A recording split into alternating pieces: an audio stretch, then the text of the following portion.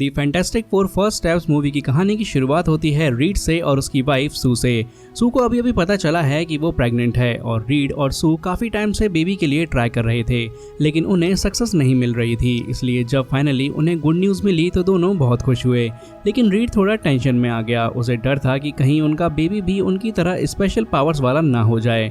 फिर फ्लैशबैक में दिखाया जाता है कि 4 साल पहले रीड, सू और रीड का बेस्ट फ्रेंड बैन और सू का भाई जॉनी स्पेस में गए हुए थे। वहां उनकी स्पेसशिप एक कॉस्मिक स्टॉर्म से टकरा गई और उस स्टॉर्म की वजह से उन सब की बॉडीज बदल गए और उन्हें सुपर पावर्स मिल गई। बैन की बॉडी रॉक जैसे हार्ड हो गई, जॉनी की बॉडी आग बन गई और उसे लोग ह्यूमन टॉर्च कहने लगे। रीड की बॉडी रबर की तरह स्ट्रेच होने लगी और उसे मिस्टर फैंटास्टिक कहने लगे और सू इनविजिबल हो सकती थी और फोर्स फील्ड बना सकती थी। फिर उन सभी की टीम का नाम पड़ा फैंटास्टिक फोर और उन्होंने दुनिया को कई बार बचाया। अब रीड एक जीनियस साइंटिस्ट था, सू पॉलिटिक्स में काम कर रही थी और दुनिया में पीस लाने के लिए काफ़ी कंट्रीज को साथ ला रही थी। उसने अंडरग्राउंड वर्ल्ड के लीडर हार्वी से भी समझौता कर लिया था और दुनिया में सब अब फैंटास्टिक फोर को पसंद करते हैं। अब कहानी करंट टाइम में आती है और जॉनी और बैन डिनर के लिए रीड और सू का वेट कर रहे थे। आज पहली बार वो संडे डिनर के लिए लेट हो गए थे। जैसे ही बैन ने उनका चेहरा देखा उसे समझ में आ गया कि सू प्रेग्नेंट है। फिर सब सेलिब्रेट करने लगे और ये न्यूज़ पूरी दुनिया को बता दी गई। उनका पूरा घर बेबी प्रूफ कर दिया गया। सबके दिमाग में यही सवाल है कि क्या बेबी के पास भी सुपर पावर्स होंगी, और रीड भी इस बात पर रिसर्च कर रहा था। इन सब के बीच उन्हें स्पेस से कुछ नए सिग्नल्स मिल रहे थे। रीड टेलीपोर्टेशन पर भी रिसर्च कर रहा था और उसने एक अंडा टेलीपोर्ट करने का ट्राई भी किया था और वो काम कर भी गया, लेकिन इसमें बहुत ज़्यादा एनर्जी लग रही थी। फिर जॉनी ने स्पेस से आई एक ट्रांसमिशन सुननी शुरू की। ये किसी अननोन लैंग्वेज में थी जो समझ नहीं आ रही थी। तभी सू ने देखा कि उनका रोबोट हार्वी बेबी का क्रेब यानी कि पालना बना रहा था। तब सू ने रीड से कहा कि ये पालना तुम्हें बनाना चाहिए था। रीड ने कहा मैं नहीं बनाया है। फिर वो कहता है कि मुझे कुछ टेस्ट करने हैं, लेकिन सू को अब टेस्ट से थकान हो गई थी। वो कहती है कि हमने ऑलरेडी काफ़ी सारे टेस्ट कर लिए हैं, बेबी बिल्कुल नॉर्मल है। फिर उसने अपनी बॉडी थोड़ी सी इनविजिबल करके रीड को उनका बेबी दिखाया, जो सच में नॉर्मल लग रहा था। रीड ने सिटी के छोटे छोटे क्रिमिनल्स तक को पकड़वा दिया था, जैसे पूरी दुनिया को बेबी प्रूफ करने में लगा हो। तभी स्पेस से कोई अननोन बीइंग अर्थ की तरफ आया। जॉनी उसके पास गया तो देखा कि वो एक लड़की थी जिसका नाम सिल्वर सर्फर है। सिल्वर सर्फर ने टाइम्स स्क्वायर में फैंटास्टिक फोर से पूछा, क्या तुम लोग इस प्लेनेट के प्रोटेक्टर्स हो? सू ने जवाब दिया कि हाँ। सिल्वर सर्फर ने कहा तुम्हारा प्लेनेट जल्दी खत्म हो जाएगा, गैलेक्टस इस प्लेनेट को कंज्यूम कर लेगा, तो जितना टाइम बचा है उसे खुशी से जी लो। जॉनी फिर सिल्वर सर्फर के पीछे गया और उसका फ्लाइंग बोर्ड पकड़ लिया। सिल्वर सर्फर ने उसे एक अलग लैंग्वेज में कुछ कहा और वहां से चली गई। रीड ने फिर रिसर्च स्टार्ट किया। उसने देखा कि स्पेस में कई प्लैनेट्स ऑलरेडी डिस्ट्रॉय हो चुके हैं और उन सब प्लैनेट्स पर सिल्वर सर्फर गई थी। रीड कहता है कि गैलेक्टस के अर्थ पर आने से पहले हमें उस तक पहुंचना चाहिए। जॉनी बोलता है उस लड़की यानी कि सिल्वर सर्फर ने मुझसे कुछ बात की थी। वो बहुत ही ज़्यादा सॉफ्ट और काइंड वे में कुछ कह रही थी। वो बिल्कुल मेरे फेस के सामने थी। सब समझ जाते हैं कि जॉनी को वो लड़की पसंद आ गई है। फिर जॉनी ने सू को बताया कि स्पेस से आई एक ट्रांसमिशन सिल्वर सर्फर की लैंग्वेज जैसी ही लग रही है। इसके बाद रीड जॉनी को उनके नए सूट्स दिखाता है, जिनके थ्रू जॉनी थोड़ी देर के लिए स्पेस में भी ह्यूमन टॉर्च यानी कि आग वाला बंदा बन सकता था। फिर फैंटास्टिक फोर की टीम फिर से स्पेस के लिए निकल पड़ती है। हाईटेक टेक्नोलॉजी की हेल्प से वो लोग बहुत फास्ट ट्रेवल कर रहे होते हैं। सिल्वर सर्फर के हीट सिग्नल्स ट्रैक करते हुए वो एक प्लेनेट के पास पहुंच जाते हैं और उनकी आंखों के सामने ही वो प्लेनेट डिस्ट्रॉय होने लगता है। फिर सू अपनी पावर से शिप को इनविजिबल बना देती है। तब भी उनकी आंखों के सामने पूरा प्लेनेट खत्म हो जाता है। गैलेक्टस ने उनकी शिप को देख लिया होता है और अब उनकी शिप गैलेक्टस की तरफ खींचने लगती है। तब सिल्वर सर्फर उनकी शिप के अंदर आती है और कहती है, गैलेक्टस तुम सबसे मिलना चाहते हैं, तुम्हें यहाँ नहीं आना चाहिए था। फैंटास्टिक फोर फिर सिल्वर सर्फर के पीछे पीछे गैलेक्टस की तरफ जाते हैं। जॉनी फिर सिल्वर सर्फर से पूछता है तुमने उस दिन मुझसे क्या कहा था? सिल्वर सर्फर कहती है वो एक ब्लेसिंग थी कि अपनों के साथ ही मरो। उसके बाद सभी लोग गैलेक्टस के सामने पहुंचते हैं। गैलेक्टस एक बहुत ही ह्यूज और पावरफुल कॉस्मिक बीइंग है, जिसे जिंदा रहने के लिए प्लैनेट्स को खाना पड़ता है। फैंटास्टिक फोर उसे देखकर शॉक हो जाते हैं। गैलेक्टस उनसे पूछता है क्या तुम इतनी दूर मुझसे भीख मांगने आए हो? रीड कहता है नहीं, हम सिर्फ बात करने आए हैं। गैलेक्टस बोलता है मैं तुम्हारी दुनिया को बचा सकता हूँ, लेकिन उसके बदले में मुझे तुम्हारा बेबी चाहिए। वो बेबी बहुत पावरफुल है जो मेरी जगह ले सकता है और मुझे आज़ादी दे सकता है। तब रीड तुरंत बोलता है नहीं, मेरा बेबी नॉर्मल है। तब गैलेक्टस अपनी पावर का यूज करता है जिससे सू को दर्द होने लगता है। बेबी का बर्थ होने वाला होता है। जॉनी गुस्से में आकर गैलेक्टस पर अटैक कर देता है। अब सब लोग वहां से भागने लगते हैं।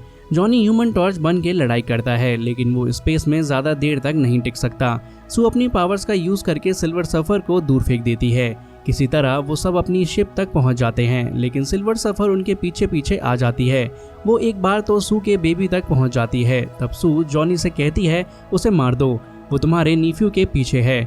तब जॉनी सिल्वर सर्फर पर बीम फायर करता है, लेकिन सिल्वर सर्फर बच जाती है। रीड स्पेसशिप के सिस्टम में ब्लैक होल के कोऑर्डिनेट्स डाल देता है। वो सब एक ब्लैक होल के पास पहुंच जाते हैं। रीड बोलता है हमें ब्लैक होल के और करीब जाना होगा ताकि वो हमें फॉलो करे। ये प्लान बहुत रिस्की था।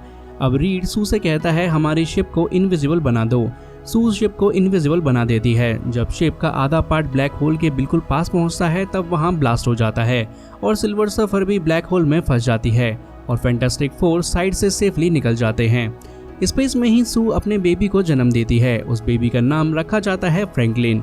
अब फैंटास्टिक फोर अपने फैमिली के नए मेंबर के साथ वापस अर्थ पर आ जाते हैं। अर्थ के लोग उन्हें देखकर बहुत ज्यादा खुश होते हैं। मीडिया रीड से पूछती है आपने गैलेक्टस को कैसे हराया। रीड कहता है हमने गैलेक्टस को नहीं हराया, हमने बस उससे बात करने की कोशिश की, लेकिन गैलेक्टस हमारा बेबी मांग रहा था। उसने बोला था अगर तुम अपना बच्चा दे दो तो मैं अर्थ को छोड़ दूंगा, पर हमने उससे मना कर दिया। गैलेक्टस बार बार कहता था कि उसे वो बेबी चाहिए क्योंकि उसमें इन्फिनाइट पावर्स हैं। अब रीड और उसकी टीम सोच में पड़ जाती है कि अब क्या करें। रीड के पास कोई सॉल्यूशन नहीं होता। गैलेक्टस उनकी इमेजिनेशन से भी ज्यादा पावरफुल निकलता है। रीड को लगता है कि पहली बार ऐसा हो रहा है जब उसके पास कोई प्लान नहीं है। जॉनी सू को सिल्वर सर्फर की कन्वर्सेशन की रिकॉर्डिंग दिखाता है।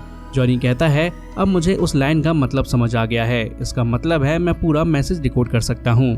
इसी दौरान पूरी दुनिया में टेंशन बढ़ जाती है। पब्लिक फैंटास्टिक फोर के अगेंस्ट हो जाती है। लोग कहते हैं क्या तुम लोग अपना बच्चा भी नहीं दे सकते अर्थ को बचाने के लिए, और उनकी बिल्डिंग के बाहर लोगों का क्राउड जमा हो जाता है। रीड कहता है लोग हमसे नफरत कर रहे हैं और वो गलत भी नहीं है क्योंकि हमारे पास कोई प्लान नहीं है। सबको लगता है कि सिर्फ एक ही सॉल्यूशन है। ये सुन के सू गुस्से में आ जाती है और वो अपने रोते हुए बेबी को संभालने लगती है। सू कहती है मुझे पता है कि तुम लोग क्या सोच रहे हो। रीड बोलता है नहीं, मैं कभी भी अपने बेटे को गैलेक्टस को नहीं दूंगा। रीड कहता है मेरा काम सोचना है, मैं बुरे से बुरे सिचुएशन के बारे में सोचता हूँ ताकि उसका सॉल्यूशन ढूंढ सकूँ और मैं सब ठीक कर दूंगा। फिर सू अपने बेबी फ्रैंकलिन को लेकर लोगों के बीच जाती है और कहती है ये मेरा बेटा फ्रैंकलिन है। सू बोलती है मेरी मॉम हमेशा कहती थी कि मैं तुम्हारे लिए ज़मीन आसमान हिला दूंगी और मैं भी ये अपने बच्चे के लिए करूंगी। फिर सू कहती है मैं ना तो अपने बेबी को इस प्लेनेट के लिए सेक्रीफाइस करूंगी और ना ही इस प्लेनेट को अपने बेबी के लिए। हम लड़ेंगे, एक फैमिली बन के लड़ेंगे। सू की बात सुन के रीड के दिमाग में एक आइडिया आता है। वो कहता है हम अपनी अर्थ को ही इतनी दूर ले जाएंगे जहाँ गैलेक्टस कभी नहीं जा सके। रीड उस अंडे के टेलीपोर्टेशन एक्सपेरिमेंट की तरह पूरी अर्थ को टेलीपोर्ट करने का प्लान बनाता है। वो अर्थ को इतनी दूर भेजना चाहता है जहाँ गैलेक्टस लाखों सालों तक नहीं पहुँच सके। इस मिशन के लिए उन्होंने दुनिया भर में बड़े बड़े एनर्जी टावर्स बनाने स्टार्ट कर दिए।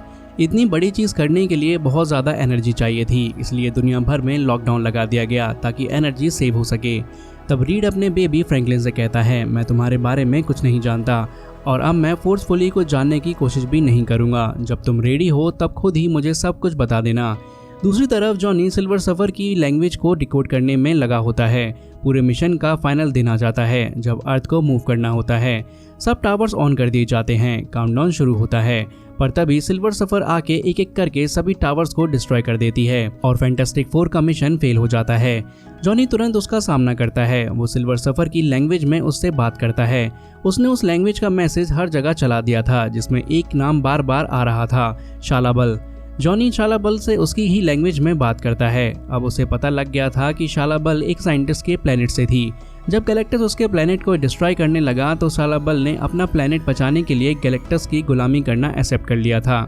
अपने प्लेनेट को बचाने के लिए उस प्लेनेट के लोग उसे थैंक यू बोल रहे थे, लेकिन दूसरे प्लेनेट से सिर्फ दर्द भरी चीखें सुनाई दे रही थी और ये सब कुछ शालाबल से बर्दाश्त नहीं हो रहा था। वो ऊपर उड़ जाती है और जॉनी उसके पीछे चला जाता है। जॉनी कहता है ये मेरा प्लेनेट है और मैं भी इसे बचाऊंगा, बिल्कुल तुम्हारी तरह। फिर जॉनी कहता है फ्रैंकलिन की जगह मुझे ले जाओ, पर शालाबल मना कर देती है। वो कहती है ये पॉसिबल नहीं है, तुम लोग बच्चे को लेकर यहाँ से भाग जाओ। अब नीचे अर्थ पर फैंटास्टिक फोर अर्थ को मूव नहीं कर सकते थे क्योंकि उनका प्लान फेल हो गया था। तब रीड के दिमाग में एक और आइडिया आता है। वो कहता है हमें गैलेक्टस को यहीं अर्थ पर ले आना होगा और फिर उसे टाइम स्क्वायर में टेलीपोर्ट कर देना होगा, एक ऐसी जगह जहां से वो कभी वापस ना आ सके। लेकिन इस प्लान के लिए उन्हें गैलेक्टस को 37 सेकंड्स तक टावर्स के बीच रखना होगा। बैन पूछता है पर हम गैलेक्टस को यहाँ तक लाएंगे कैसे। सब समझ जाते हैं कि रीड फ्रैंकलिन को बेट यानी कि चारा बना के गैलेक्टस को बुलाना चाहता है। ये सुनते ही सब बोलते हैं ये तो एकदम स्टूपिड प्लान है, लेकिन रीड कहता है यही एक ऑप्शन है। फिर वो लोग इस प्लान की प्रिपरेशन शुरू करते हैं। उन्हें पूरा एरिया इवैक्यूएट यानी कि खाली करवाना होता है।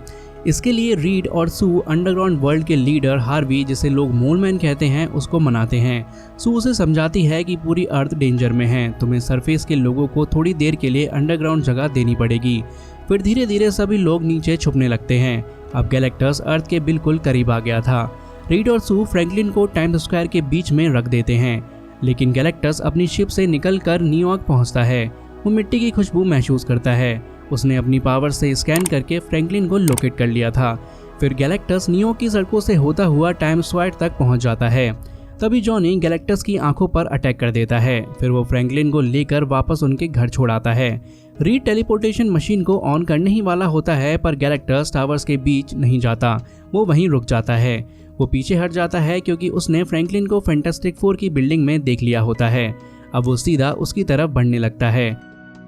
फैंटास्टिक फोर उसे रोकने की कोशिश करते हैं पर उनकी सारी कोशिश फेल हो जाती है। अब गैलेक्टस ने बैन को स्पेस में फेंक दिया। जॉनी उसे बचाने जाता है। तब गैलेक्टस ने सू की कार को भी हाथ मार के उड़ा दिया। जब रीड ने गैलेक्टस पर अटैक किया तो गैलेक्टस ने उसे कीड़े की तरह पकड़ लिया और खींचने लगा। रीड के कपड़े फटने लगते हैं और वो दर्द से चीखने लगता है। तब जॉनी और बैन वापस आ जाते हैं और रीड को बचा लेते हैं, लेकिन गैलेक्टस फ्रैंकलिन को उठा लेता है। जब सू अपने बेटे को गैलेक्टस के पास देखती है तो वो अपनी पूरी पावर्स का यूज करके गैलेक्टस को रोकने लगती है। वो अपने बच्चे को बचाने के लिए अपनी लिमिट से ज्यादा ताकत लगा देती है। फिर सू गैलेक्टस को ढकेल कर टाइम स्क्वायर के बीच ले जाती है। रीड उसे रोकने की कोशिश करता है और सू उससे कहती है मेरे बच्चे को बचाओ। उसके लिए अब सिर्फ फ्रैंकलिन इम्पोर्टेंट था। बैन एक बिल्डिंग तोड़कर गैलेक्टस का बैलेंस बिगाड़ देता है। जॉनी मशीन ऑन करता है और रीड फ्रैंकलिन को बचा लेता है और यहाँ पर रीड भी अपनी पूरी ताकत लगा देता है। सू ऑलमोस्ट मरने वाली होती है, लेकिन गैलेक्टस अभी भी टेलीपोर्ट नहीं हुआ था। जॉनी अपने आप को सेक्रीफाइस करने ही वाला होता है पर उसकी जगह शैलाबल आ जाती है यानी कि सिल्वर सर्फर। वो गैलेक्टस को धक्का मारकर उसके साथ टेलीपोर्ट हो जाती है।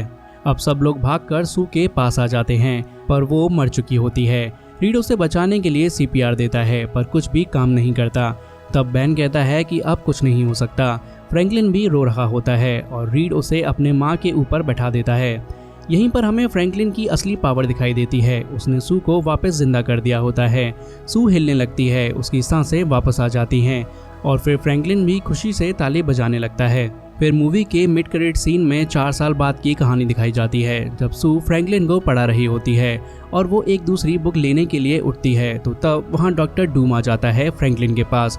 और इस मूवी के पोस्ट क्रेडिट सीन में हमें फैंटास्टिक फोर का एनिमेशन दिखाया जाता है और इसी के साथ दी फैंटास्टिक फोर फर्स्ट स्टेप्स की मूवी की कहानी यहीं पर ख़त्म हो जाती है।